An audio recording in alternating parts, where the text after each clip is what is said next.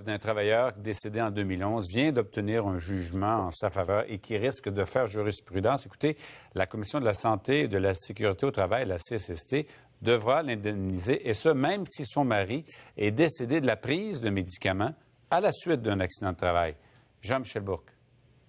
Pierre Giguère était matelot pour la société maritime CSL depuis plusieurs années. En 2006, il s'est fait écraser la main lors d'une manœuvre de transbordement. Alors, ça a fait une fracture ouverte.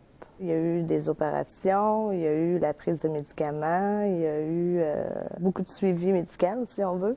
Âgé de 46 ans à l'époque, il n'a jamais pu reprendre le travail en raison d'une amputation partielle de la main, mais aussi de la douleur constante qui a nécessité la prise de narcotiques très puissants.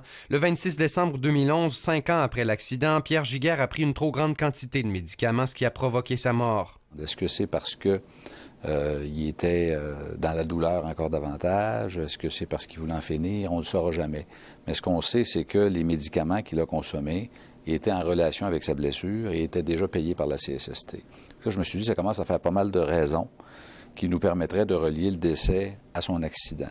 La bataille judiciaire a pris fin le 5 janvier dernier. Le juge Jean-Luc Rivard conclut que le décès de Pierre Giguère est relié aux conséquences de la lésion professionnelle initiale du 25 avril 2006. Véronique Comeau et ses 3 enfants toucheront donc une indemnité d'environ 300 000 $, de quoi faire jurisprudence, selon Marc Bellemare. C'est un scénario qui est tout à fait unique. Alors, je pense qu'il va pouvoir servir à d'autres personnes. Il y a beaucoup de gens qui voient leur réclamation refusée.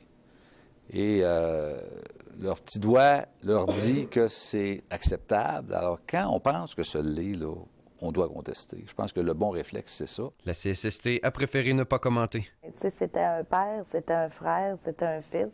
Donc, c'est toute la famille là, qui doit vivre l'épreuve aussi. Là. Lui, il s'est battu de son vivant.